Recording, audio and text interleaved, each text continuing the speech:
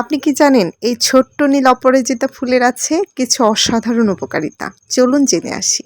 প্রথমত, এটা মস্তিষ্কের কার্যক্ষমতা বাড়ায় এবং স্মৃতিশক্তিকে ভালো রাখে।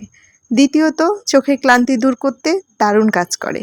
তৃতীয়ত, মানসিক চাপ কমিয়ে মনকে শান্ত করে।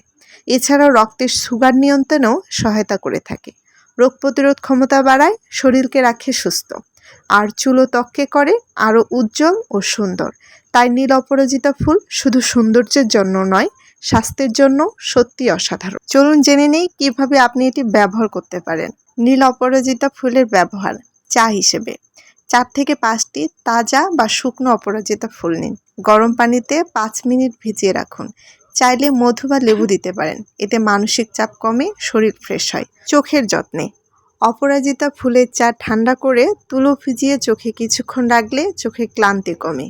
চুলের যত্নে অপরাজিতা ফুল ও পাতা পিষে নারকেল তেলের সাথে মিশিয়ে চুলে ব্যবহার করলে চুল পড়া কমে এবং চুল ঘন হয়। ত্বকের যত্নে অপরাজিতা ফুলের পেস্ট মুখে মাস্ক হিসেবে মাখলেও ত্বক উজ্জ্বল হয় এবং দাগ কমে যায়। উপকারিতা নিয়মিত অপরাজিতা চা পান করলে রক্তের সুগার নিয়ন্ত্রণ থাকে এবং রোগ প্রতিরোধ ক্ষমতা বাড়ে।